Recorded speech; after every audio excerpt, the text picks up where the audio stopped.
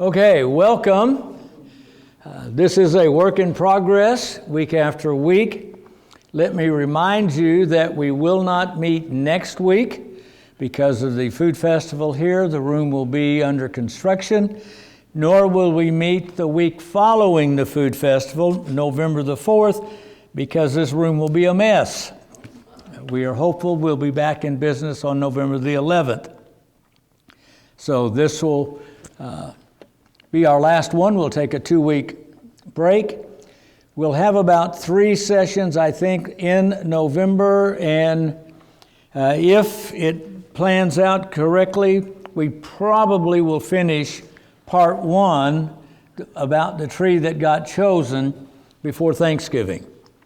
And then we'll begin seeing how the holidays plan out for us when we want to start part 2, the tree that wasn't chosen, and move into that then. So that gives you an idea of where we are and how we're moving along.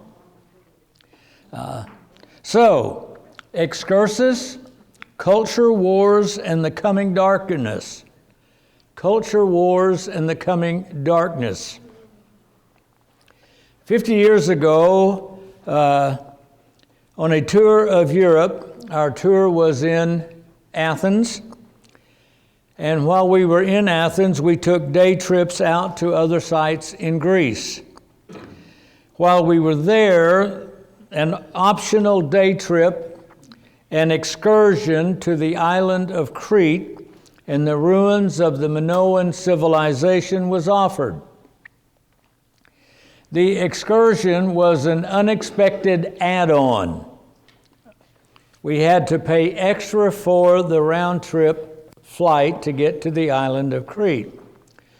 Now, this was a 10-week tour, European tour, and I had budgeted my spending money, which did not include this newly added expense of an excursion to Crete.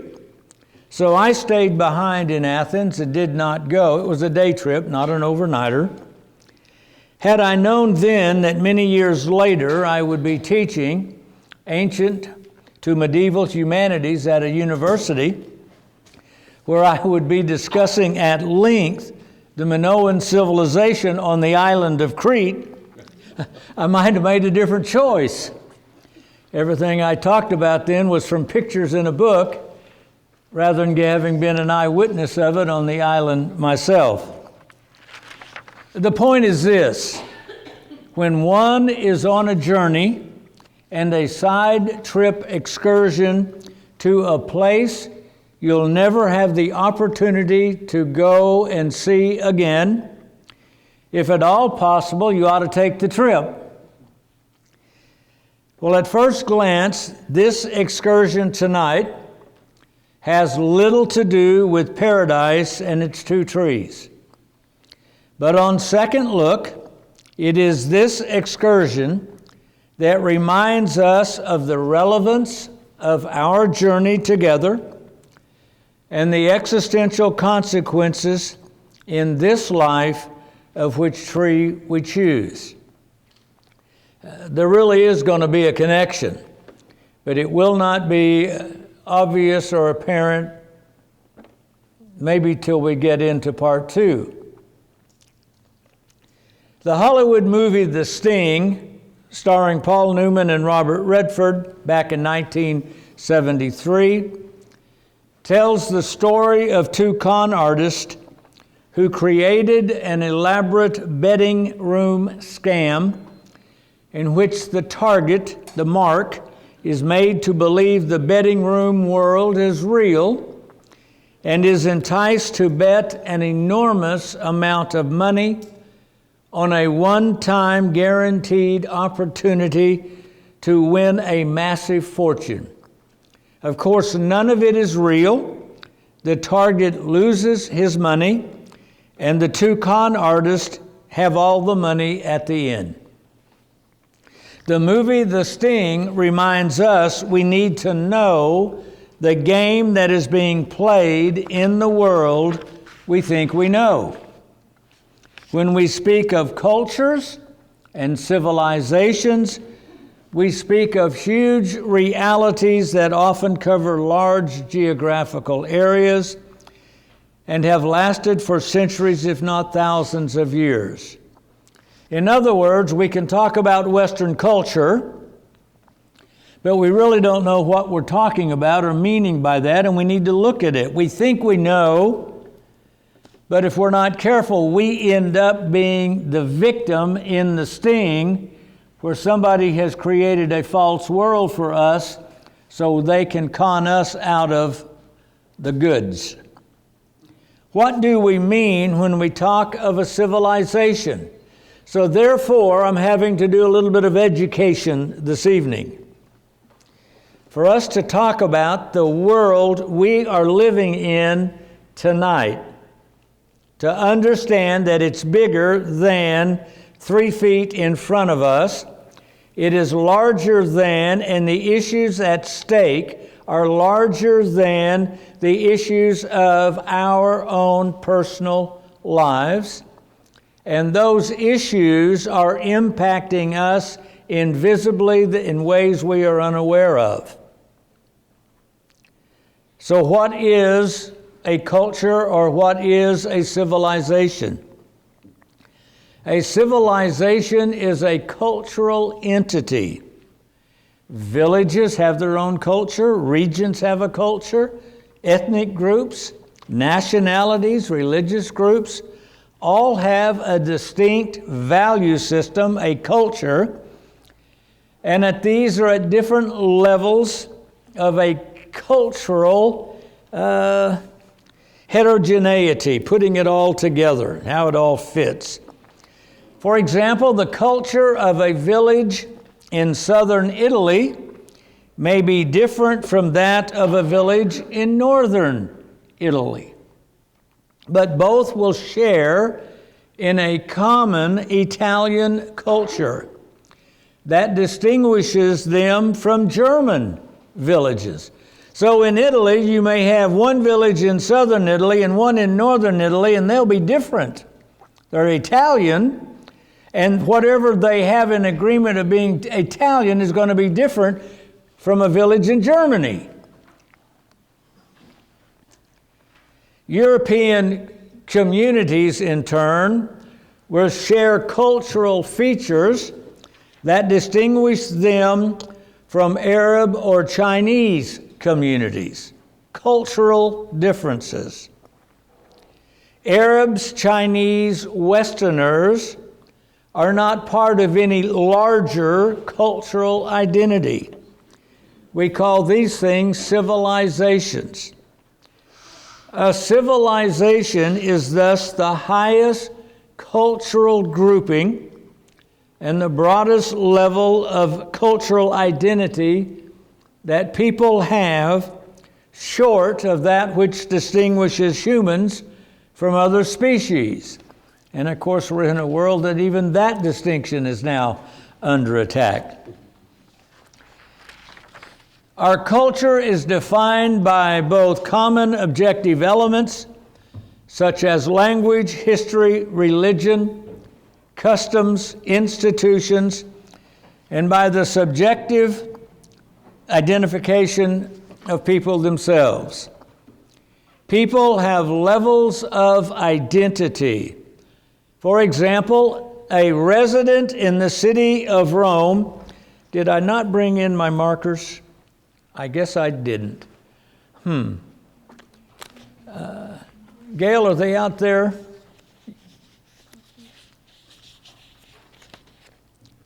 Let me read it and then we'll illustrate it on the board. A resident of the city of Rome may define himself or herself with varying degrees of intensity as a Roman, a city of Rome. Thanks, Gail. As a Roman, member of the city of Rome. I don't know how low I can get and you can still see, but I'm going to put Rome here. If you ask them, who are you? They could say, I'm a Roman. I'm I'm not a Venetian from the city of Venice, I'm from Rome. And then, if they went beyond that, they could have then said, I'm an Italian, as a larger identity of everybody that lives in Italy. And then you could have said beyond that, that I'm a Catholic. And being a Catholic would be a larger category than just being somebody from Italy. And then that would make a Catholic, you could identify them versus a Hindu, that makes them a Christian as a larger cultural identity and understanding. And then they could have said, I'm a European, as opposed to an Asian, as opposed to an American. I'm a European. That would be a larger cultural identity that would give us information. And then they could say, I'm a Westerner. Westerner, as opposed to an Asian or an African. And so each one of these levels is a level that has its own culture. The culture of a city. We could start actually inside here, and you could put your own home. Each home has its own identity that makes it different from the home of the neighbors.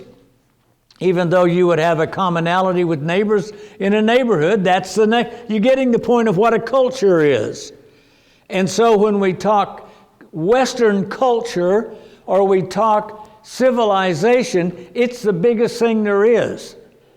You've got Asian cultures, African cultures, Western culture. The only thing larger than that is humanity versus animals. And that's even under debate today by some scientists, saying there's no difference between us and a pig in terms of value. In fact, with the wagon that turned over, the schooner that turned over at the OU football game, there's been more attention paid to whether the horses got hurt than whether the individual riders got hurt. What a world we live in. Cultural values is what we're talking about. The things we take for granted, the unexamined presuppositions that are part of how we think because we were raised in this area. I'm raised in Oklahoma and not New England. I'm raised in Oklahoma City and not Paris. There's a way of thinking that comes with where we are. Culture, therefore, represents the shared values shared in common by a group. It can be the culture of our family, our village, our state, our region, our nation, or the largest grouping for us, Western civilization or Western culture. We could say our culture, for most of us in this room, would also then be Orthodox Christian. These values that we share involve a common history, a common language, common tradition, and our common religion. This is all important, you see, because when you bring the Orthodox faith to North America, you're bringing in something from an Eastern culture into Western culture. It's not Protestant and it's not Catholic, so it doesn't fit most of the cultural norms of anyone except the Orthodox immigrant in the first place. And so when you begin to interact with everybody else, part of that interaction hasn't got anything to do with what you believe as an Orthodox and what they do or don't believe. It has everything to do with all of the other ways we think that are different. And if we're going to have a conversation, and if in fact the world keeps knocking on our door, or the world keeps watching these videos, we need to be aware of sharing the gospel in a larger, vocabulary than just 6 feet from us. And so that's part of the reason we're doing this little excursion here this evening. These values that we share involve, as I said, our history and our language and our religion. At the smallest level, a husband and wife begin a personal history with a common language between them. They create a common tradition for the celebration of holidays and agree on a common religion. This husband and wife are part of also their larger families and tribe, and share in the common values that they would all share by all. And so on in sharing the values of the region in which one lives, and sharing the values of the culture and the civilization in which they find themselves geographically and chronologically. We're debating in this country whether we're a Christian nation or not. And some people you see are debating it on one level, and another, from a cultural point of view, the West is Christian. That doesn't mean we still are going to behave like Christians or whether we want to remain like Christians. It just means historically, culturally, with the values that we have that heritage coming out of Catholicism and Protestantism that invented Western culture, Western values that we are now either throwing away or accepting or arguing over.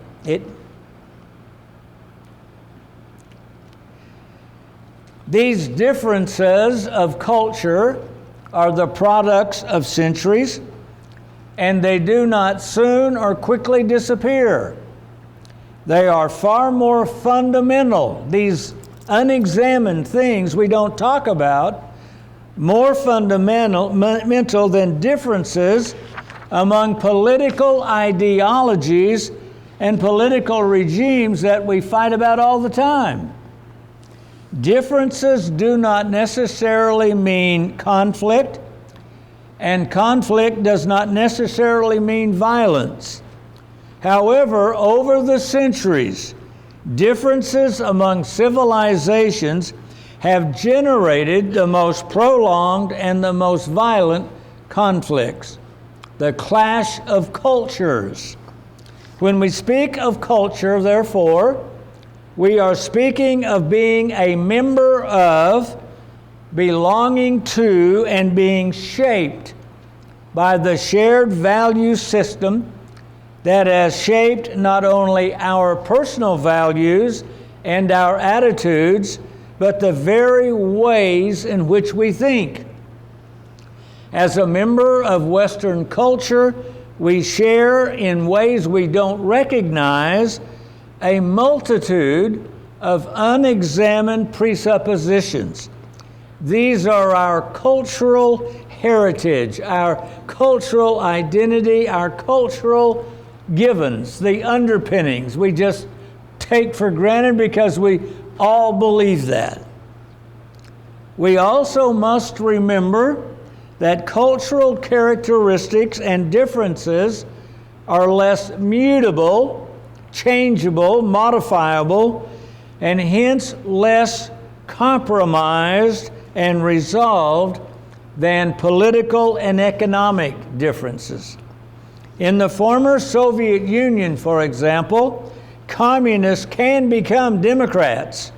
The rich can become poor, and the poor rich. But Russians cannot become Estonians, and the Azeri cannot become Armenians. Political differences can lead to war, but so can religious differences. Political differences are more easily overcome, religious ones not so easily overcome. Civil War vets can make peace. The sons of the North do marry daughters of the South. A person can be half French and half Arab, and simultaneously even a citizen of two countries. It is more difficult, however, to be half Catholic and half Muslim. Stephen P. Huntington, foreign policy aide to President Jimmy Carter and Eaton Professor of the Science of Government and Director of the John M. Olin Institute for Strategic Studies at Harvard University. How's that for a mouthful of credentials? Predicted, with the fall of communism, the removal of the Berlin Wall, and the end of the Cold War, he predicted that future global conflict would be a clash of civilizations, not a fight over political ideology, democracy versus communism. Huntington stated his position in 1993, 8 years before the events of 9/11 proved him right. While this clash of civilizations is ongoing and has occurred ever since 9/11, there is a different clash of culture that has also been going on, not a clash between civilizations, but a clash within our own Western culture. And this is where we're headed on our excursion. The Persian Empire and its culture conquered the empires of Mesopotamia and its cultures, but failed to conquer Greece and its culture. What Persia failed to do in heading west, Alexander the Great did by heading east. He conquered Egypt, the Middle East, Mesopotamia, and Persia.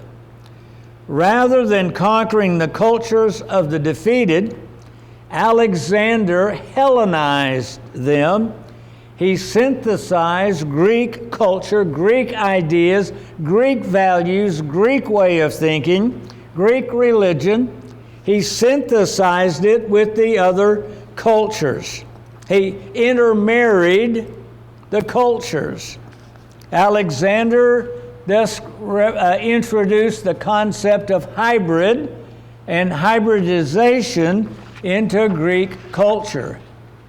Eventually, to Alexander's empire, the Persians and the Mesopotamians would break away from Greek control as the Romans began to conquer the Mediterranean world. With the loss of Mesopotamia and Persia, the hybridization of the Roman identity synthesized with the Greek culture and emerged as the Greco-Roman Empire. Constantine's creation of a new Rome, known to us as Constantinople, as the new capital, acknowledged the Greco-Roman identity of the empire. He moved the capital from Rome over to east of Greece, and this was the empire that embraced both cultures together. Constantine accompanied the shift from Rome to New Rome with a shift in religion. The empire became Christian.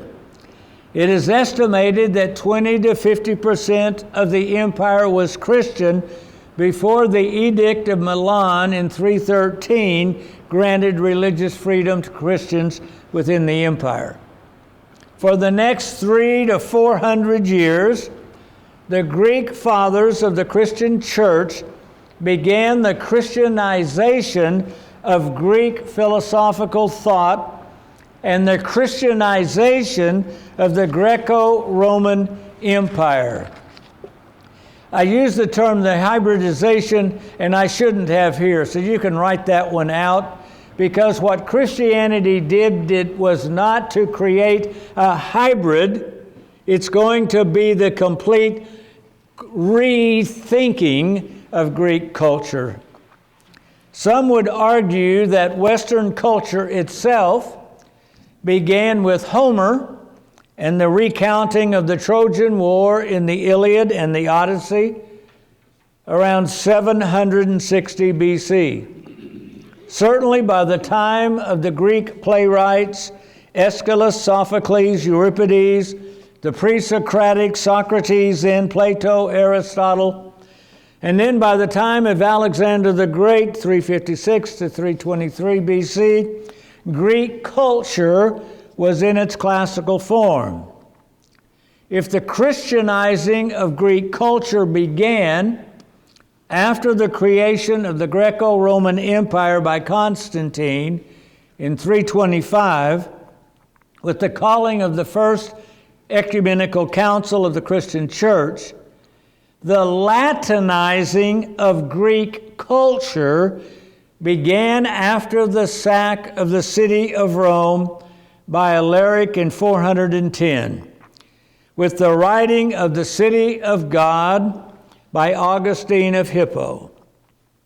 A strong case can be made that Western culture actually began with the Latinization of Greek culture, with Augustine's blueprint for creating a Latinized Christian city, civitas, as opposed to the Greek polis. Now notice, there is a distinction between Christianizing the philosophy of the Greeks, Christianizing Greek philosophy, and Latinizing Greek philosophy.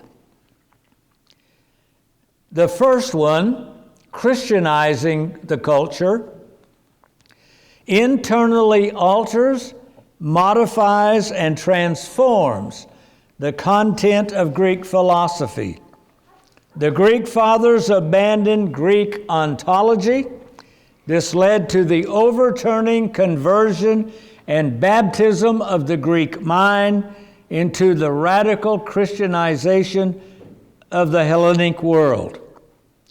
At the very basic level of this ontological, the very heart of something, Eastern Christianity is independent of Greek philosophy. Latin Christianity primarily translated Greek philosophy into a different language. There's a difference in translating the terms into a different language and completely revitalizing, redefining, and altering those very terms, no matter what language you're using. That's the point. This distinction between Christianizing philosophy and Latinizing that philosophy ultimately leads to a distinction between Greco-Christianity, the Greek end of the empire Christianity, and Roman Christianity, a distinction that will divide the Greek-Roman Empire, Greco-Roman Empire, into a Greco-East and a Latin West, and the Greek theology of the Eastern Church and the Latin theology, which is philosophy, of the West, which leads eventually to the splitting of the Greek-Roman Empire and the Great Schism of 1054. It existed from the beginning. It's a matter of culture and whether or not you completely Christianize it or whether you just made a hybrid, and if you make a hybrid, the hybrid can pull apart and break. Religion is one of the most unchanging and less easily compromised issues in one's personal and cultural identity. Political, economic, and social differences can lead to a war. Differences in religion have led fathers to disown children and religious communities to divide and split. The same is true within empires. The religious differences within the Greco-Roman Empire not only caused the splitting of Christianity within the empire, it led to a violent clash when the Christian East attacked when the Christian West attacked the Christian East in a series of crusades between 1100 and 1300. In the Fourth Crusade in 1204, giving up all pretense of freeing the Holy Lands from Islamic control, the Crusaders attacked, raped, and pillaged Constantinople. Their ships filled with gold, silver, art, and books. The Crusaders returned to Venice, where, inspired and financed by the treasures of Constantinople, the Italian Renaissance would begin. Among the books brought back to Italy were the writings of the ancient Greek philosophers, especially the writings of Aristotle. Since Augustine, the Latin West had known only the thinking of Plato. Almost 900 years later, Thomas Aquinas introduced Aristotle to the West by using Aristotelian thought to Latin theology. Within 200 years, the Renaissance, with its new Thomistic theology, Thomas Aquinas' Thomistic theology, had spread across Italy, France, and Spain. It was like a new religion. Those north of the Alps were not so quick to embrace the changes, especially the change in the Latin Church from Augustinian theology to the Thomistic theology of Aquinas. In the same way, differences in the use of Greek philosophy had led to the splitting of the Greco-Roman Empire in 1054. The use of the different Greek philosophers, Plato versus Aristotle, now split Latin Christianity as Martin Luther and John Calvin led to the division into Protestant and Catholic. Do you see the picture? Here's a Roman Empire made up of Greek and Roman values together. Christianity comes along, and we're going to begin Christianizing the whole empire until in the West you begin using Latin to do your theology, and you write a book called The City of God, and in it, rather than Christianizing Plato, we just take Plato and translate him into Latin. And you, instead of Christianizing Plato in the West, we Latinized Plato, introduced Plato into the West, and now you've got Greek philosophy, the church in the West, based upon Plato's thinking, Greek philosophy. Then you go, 900 years later, you have a crusade. They attack Constantinople. They bring back the other major Greek philosopher, Aristotle, who was different from Plato. And now you introduce a new way of thinking your Latin Christian theology, now using Aristotle. And so you had a split between East and West, with the Christianizing the empire or Latinizing it. Then we come Italy and West, where it's all Latin. And now we're going to split Latin Christianity between two Greek philosophers, Plato and Aristotle. I'm wanting you to see the role of religion and the role of philosophy and how it rips cultures apart. It helps us understand the 21st century we're now living in, perhaps. Making use of Aristotle, Thomas Aquinas sought to define the relationship of Greek rational thought with Latin Christian theology. How do I make a hybrid out of Christian theology and Aristotle? And he understood this hybrid approach in terms of philosophy being the servant, the handmaiden of theology. That's how he did it. We'll let theology be supreme, and we'll let philosophy become the handmaiden, the tool that we're going to use to do it. Vladimir Lossky is going to say that the West thought about the revelation by philosophy. The Christian East doesn't think about the revelation. We think by means of the revelation. What a radical difference if... I know, gosh, this is heavy stuff.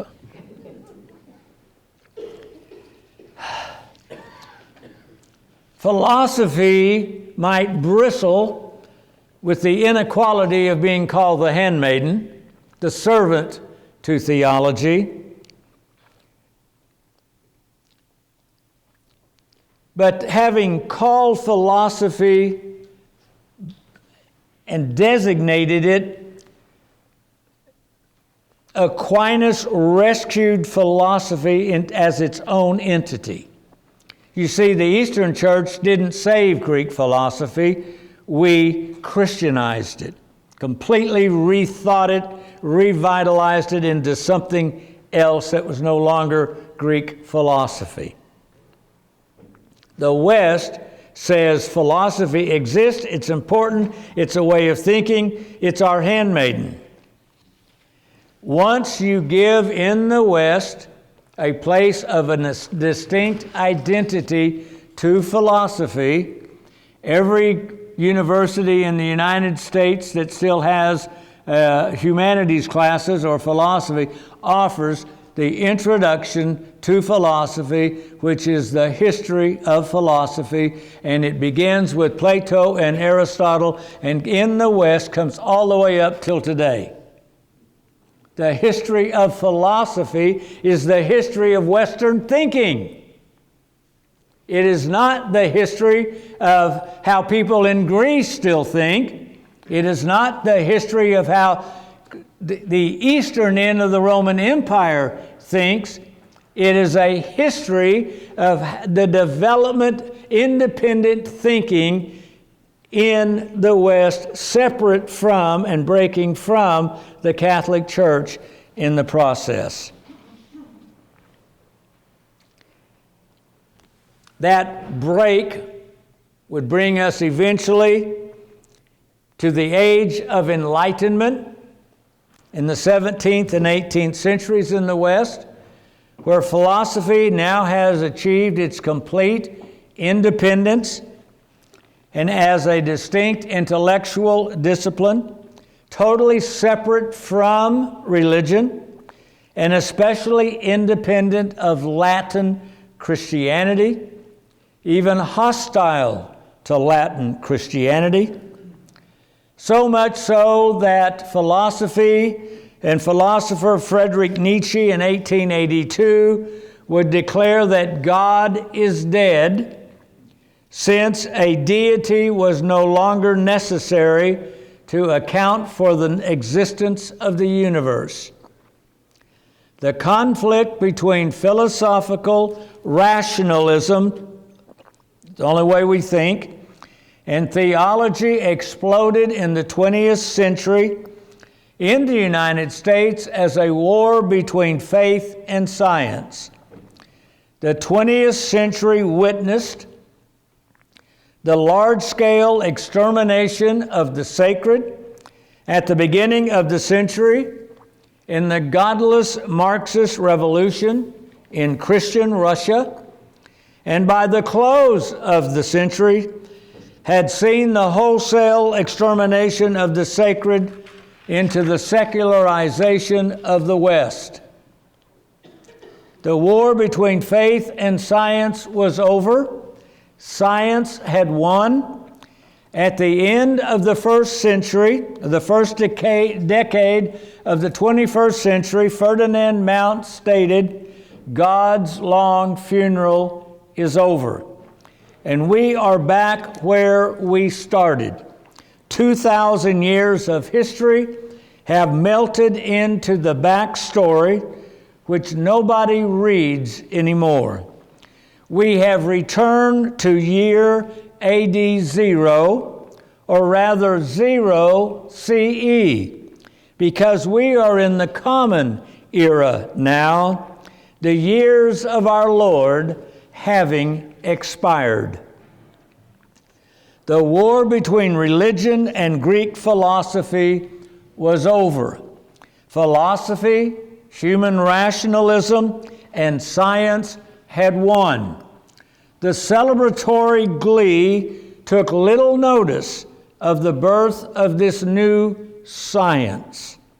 Steven Pinker gave a birth announcement, but failed to notice that it was the birth of a new Pharaoh who knew not Joseph. Before the second decade of the 21st century had passed, the conflict within the godless religion of the Enlightenment had divided between the old science of the Enlightenment and the new science of post-Enlightenment. As assuredly as Nietzsche had declared God is dead, new voices began to announce the Enlightenment is dead. 7 years after Pinker's The Blank Slate, 2002, he announced the birth of the new science. Ian McGilchrist, the master and the emissary in 2009, fired a shot across the bow of Pinker's Enlightenment. 2 years later, Pinker responded with the better angels of our nature, why violence has declined in 2011, in his attempt to defend where the Enlightenment had brought us. McGilchrist followed in 2012 with a 10,000-word essay, The Divided Brain and the Search for Meaning. Why are we so unhappy? Pinker, in response to McGilchrist, then published in 2013 an article, Science is Not Your Enemy, an impassioned plea to neglected novelist embattled professors and tenure-less historians. Ian McGilchrist issued his reply in 2013 to Pinker, Science and the Humanities. Ian McGilchrist's reply to Steven Pinker. By the way, I handed out tonight a handout of both Pinker's article and the article that McGilchrist replied, his reply. His reply is based on the findings and implications of this newfangled thing, the new science. Pinker then encountered with his new book, Enlightenment Now, the Case for Reason, Science, Humanism, and Progress, published in 2018. McGilchrist replied in 2019 with Ways of Attending, How Our Divided Brain Constructs the World. At the moment, McGilchrist is working on a new book on epistemology and metaphysics. There are no things which will be published by Penguin Books. This is a battle between old science and new science erupting in our midst. We're totally oblivious to it. I'm not blaming us. I'm totally oblivious to this. I don't usually read these kind of scientific stuff.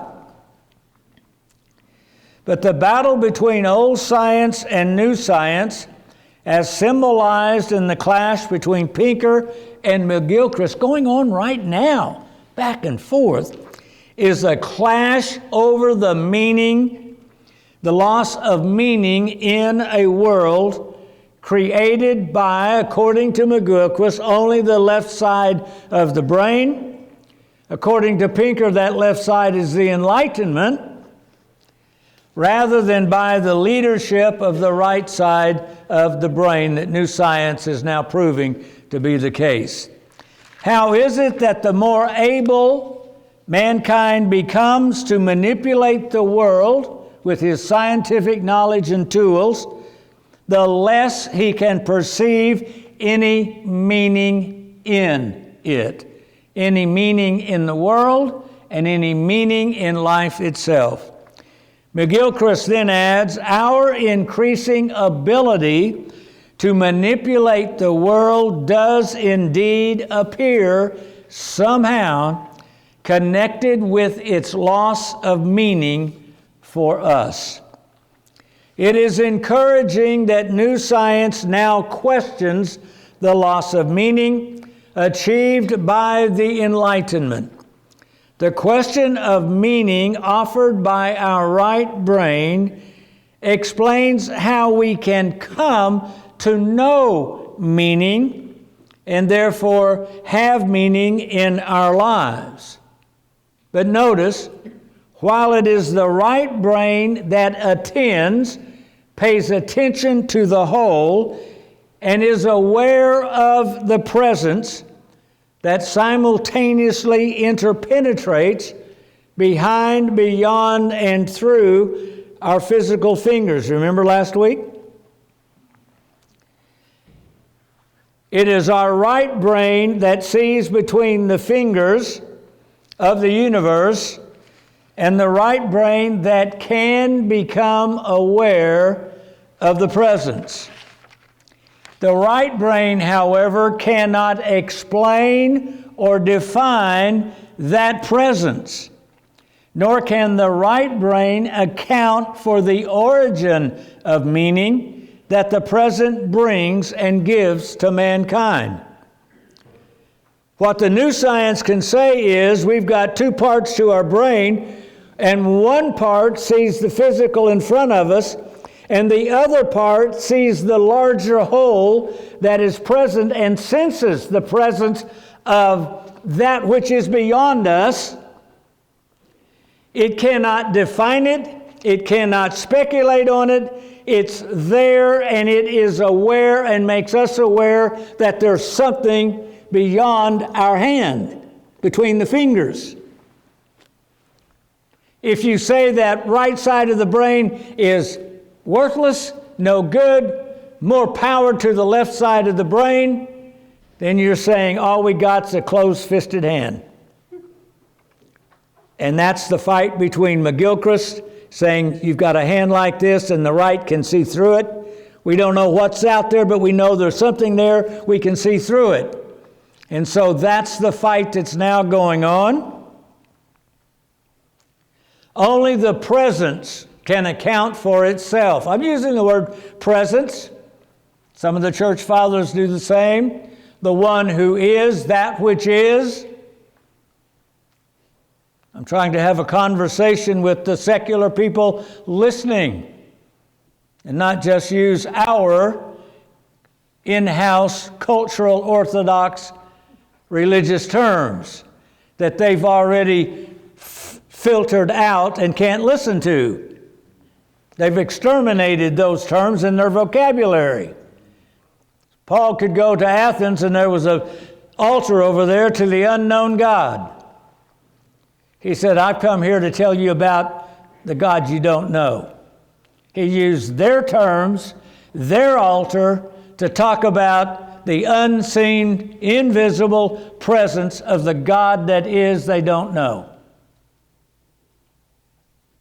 We, like Paul, have come to Athens, the center of the intellectual thinking of Western culture, the birthplace of philosophy and rationalism, and we're daring to understand what they're saying so that we then can say, let me tell you about that unknown God you've got an altar to right over there. Let me tell you about the presence that's on the other side of those fingers that your right brain is actually discovering to be there. Ultimately, the question of meaning for our lives personally and for mankind as a whole finds its answer in paradise.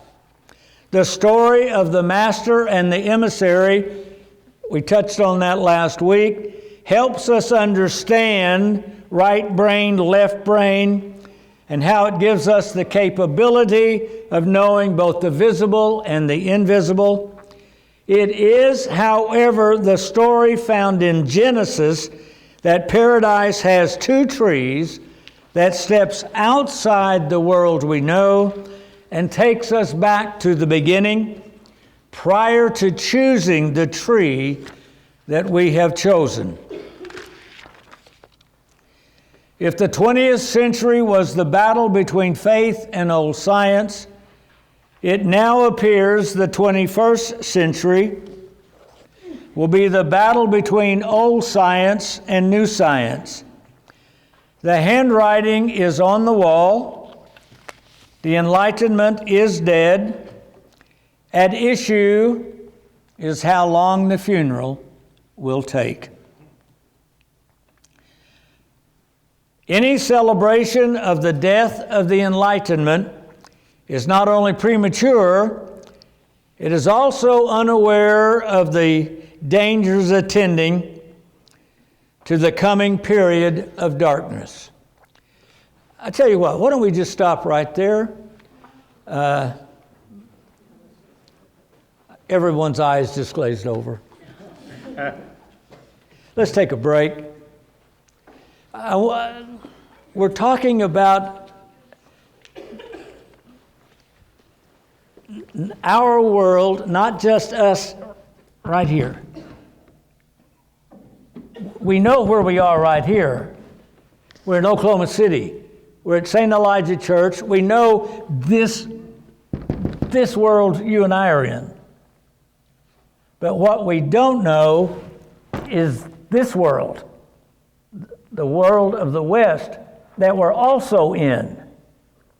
It's like being part of Orthodox Russia in 1916, a year before all hell broke loose and 50 million Orthodox Christians are going to be exterminated. When you exterminate the sacred in this world, eventually that world will exterminate anyone still believing in the sacred. Oops, do you get that? You exterminate the sacred in Mother Russia in 1880, 1890, in the early 1900s, and the Bolsheviks can come in, welcomed in, and overnight, having already exterminated the sacred, now exterminate 50 million people because they still believed in the sacred. We cannot hide our heads under the sand like an ostrich and say, I'm okay right here. If 1917 could happen in 2020, we ought to be aware where we are, not just in Oklahoma City, but in Western world. So-called Western Christianity, whether it is or not, it'll never happen here. That's what the church in Russia said in 1916. That's why we have to, it's every now and then take an excursus out of our comfort zone and raise our head up and hopefully don't get it shot off, because the enemy's already out there saying there's only one world, it's the physical world, and there's nothing but the physical, and if you're stupid enough to believe there's anything beyond the physical, you're too stupid to stay alive. Wow. So, I think this is important. I think we've got to know who we are, where we are, and the world, the kind of world you get when you go to that tree that teaches you a system of knowledge based on the physical world. And that's the world we're now in. And if you looked at break, the article by Steven Pinker defending the Enlightenment, his very last sentence on the very last page says we'll only find meaning in the physical world. The handwriting is on the wall. The sacred has been exterminated, and Mount is correct. Not only did Nietzsche announce it in 1882 that God is dead, we've exterminated him in culture, but Mount is totally correct. As far as the West is concerned, the funeral is over. And we are now 9 years past the funeral being over. And the strong fist of the physical world has been raised. Closed.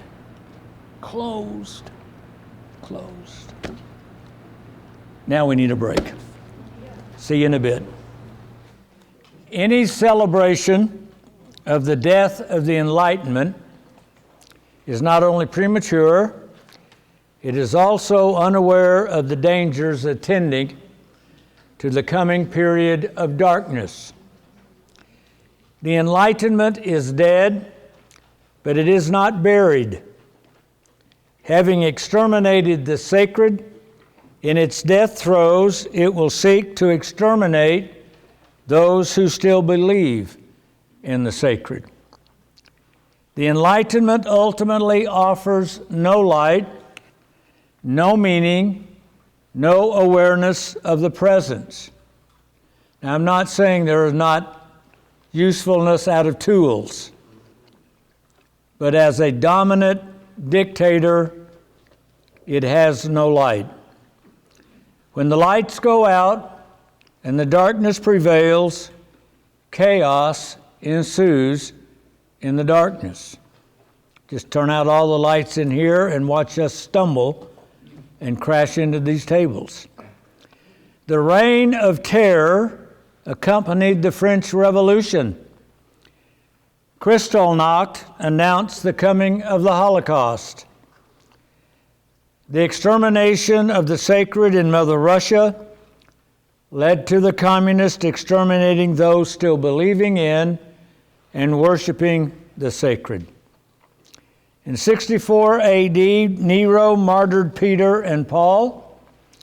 50 years later, Domitian, behaving like Nero, embodying the spirit of Nero, was thought by the people to be Nero revived.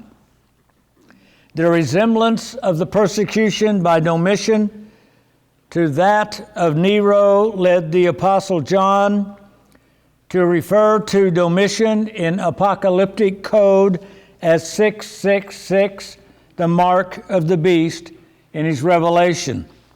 The consonants of Nero Caesar in Greek are N-R-O-N, using alpha English words, N-R-O-N-Q-S-R, which in the Hebrew alphabet equals 666. The consonants of Nero Caesar in Latin are N-R-O-Q-S-R, which in the Hebrew alphabet equals 616. Ancient manuscripts of the book of Revelation, written in Greek, give the number as 666. Other ancient manuscripts of the book of Revelation, written in Latin, give the number as 616. Nero Caesar. When the lights go out and the darkness comes, the darkness always tries to exterminate the life. I find it astonishing that everybody wants to study the book of Revelation and nobody wants to realize we're living the book of Revelation. We'd rather argue over which political party is the beast rather than look and understand where we are in culture and how big the beast is. Not a mere politician, the face of the beast. When the lights go out and the darkness comes, the darkness always tries to exterminate the light. John lived at a time when that was happening, and he says that in his opening to the Gospel of John. And the light came into the world, and the darkness could not conquer it.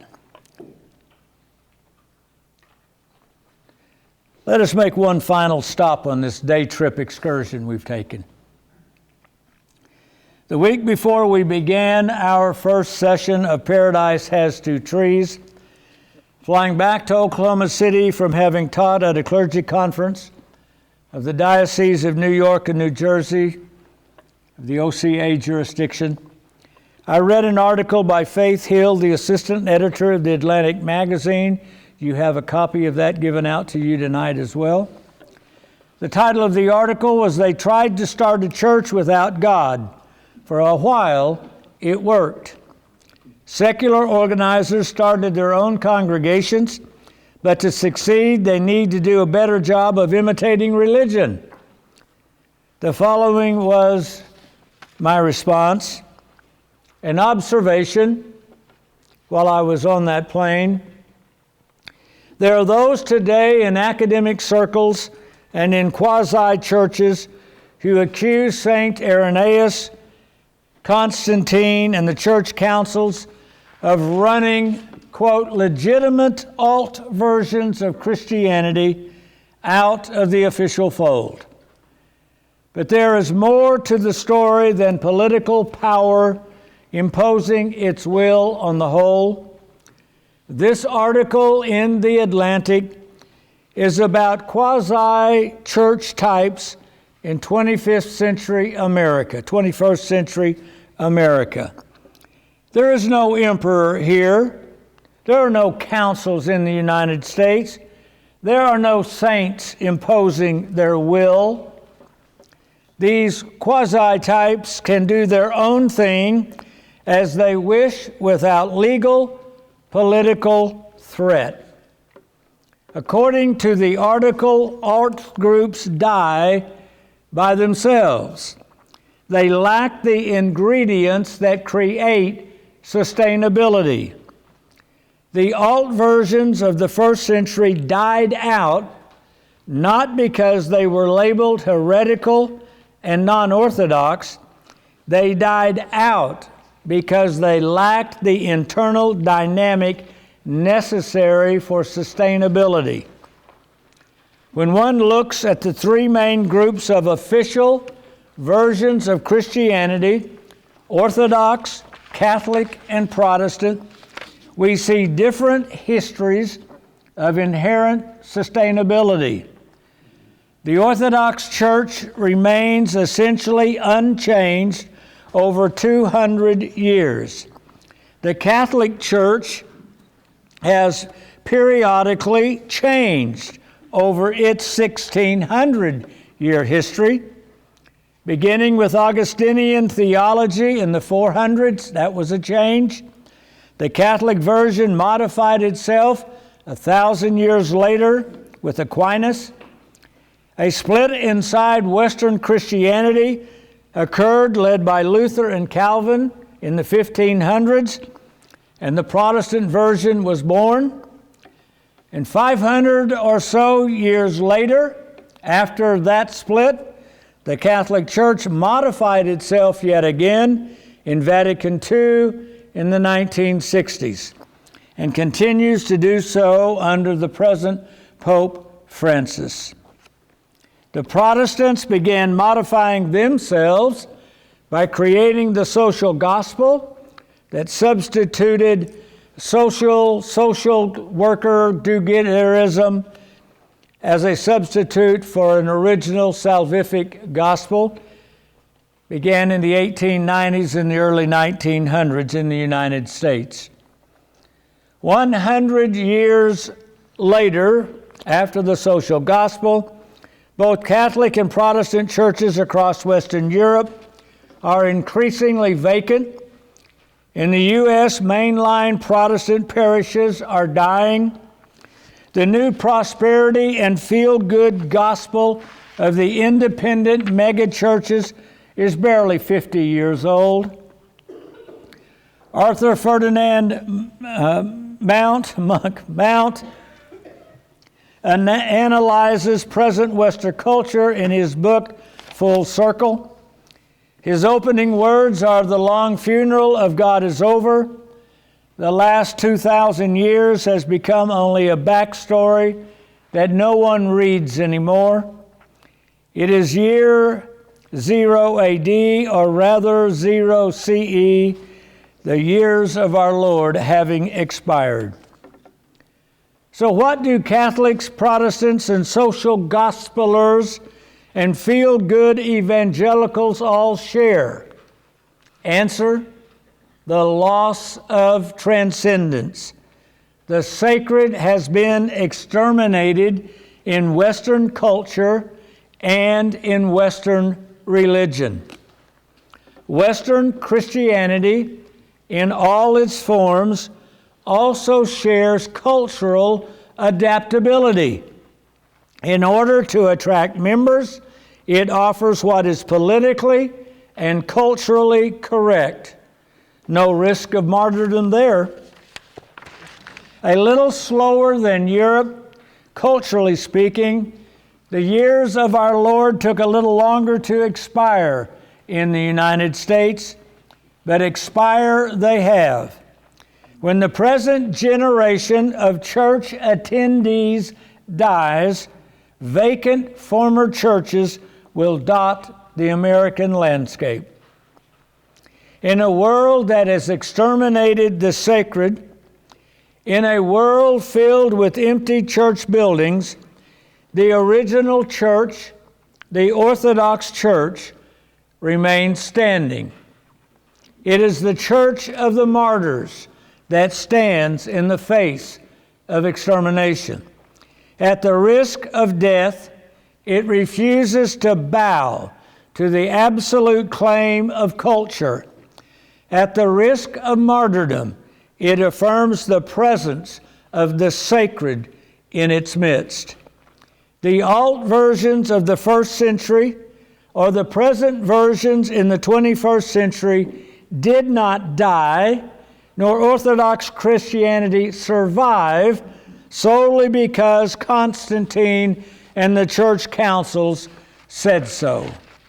Orthodox Christianity survived 300 years of martyrdom because of the presence of the sacred in its midst. The Orthodox Church survived 300 years of martyrdom before there was a Constantine, before there were the church councils. Let me say it again. Survived 300 years of martyrdom. It has survived an additional 1,700 more years because the sacred is present in her midst. Orthodox Christianity arrived in the West about 100 years ago. Having survived martyrdom under the Muslim Turks, martyrdom under the Bolsheviks and the Soviets, the church arrived in the West just in time to face martyrdom again. Nietzsche foretold the extermination of the sacred and the death of God in culture. He did not foretell the coming of Orthodox Christianity to offer itself as the body of Christ in culture, to die yet again for the salvation of a godless culture. Western Latin Christianity is caught up in these wars inside Western culture. Orthodox Christianity, which arrived in the West after World War I, has been influenced by Western culture, but has not been a direct target in the battle between faith and science in the 20th century.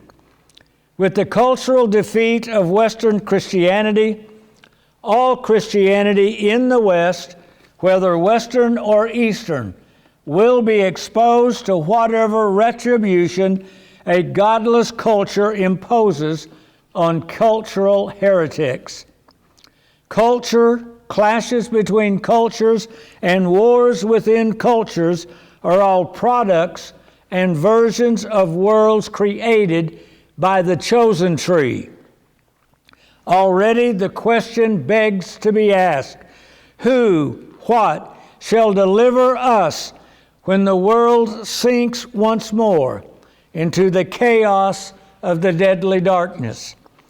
We shall discuss that answer to that question in part 2, the tree not chosen. I'm going to finish with this. It's about the last 2 or 3 pages in tonight's thing. I didn't look it up. I'm going to summarize this tree of the 5 senses. We've looked at different aspects. I just want to know how to be saved, Deacon Ezra. We've limited it down that we only face one problem. That's the problem. While we're facing this one problem, we're being blindsided by the Bolsheviks. We're being blindsided by the Muslims. We're being blindsided by whatever group wants to.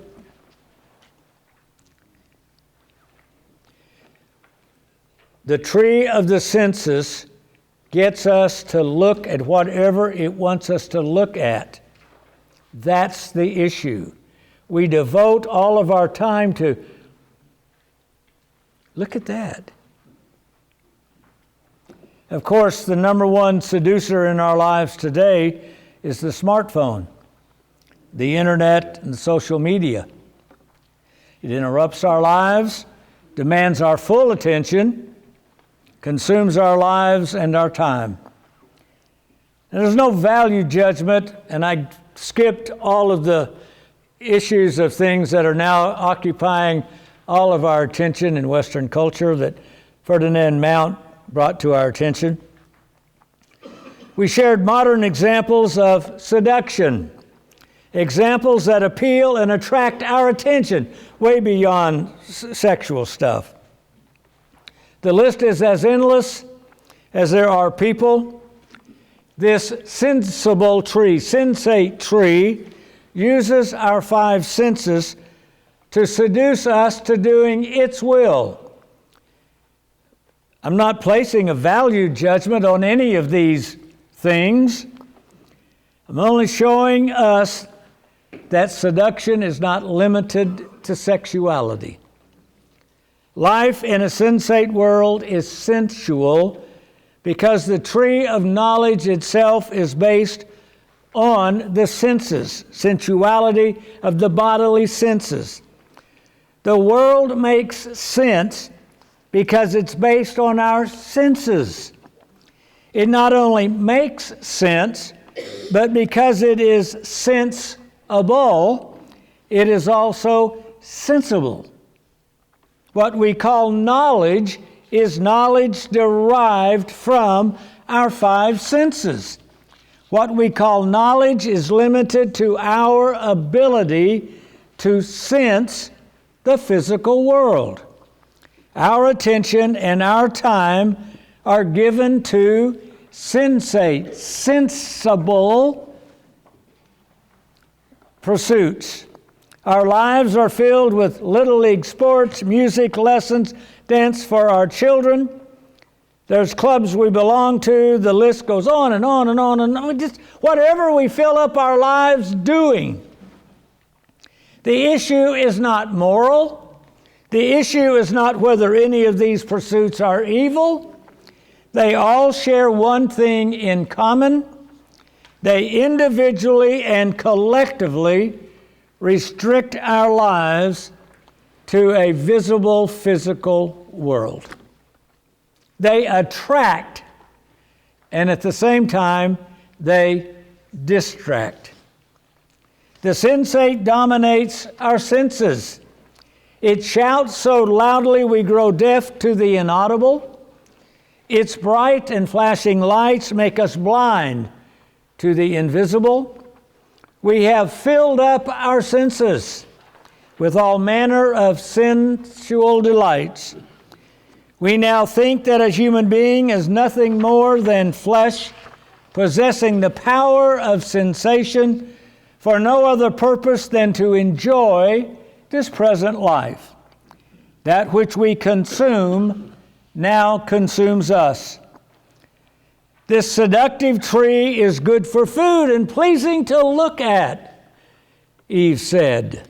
More addictive than heroin, the delightfully addictive pleasure of our senses seduces us.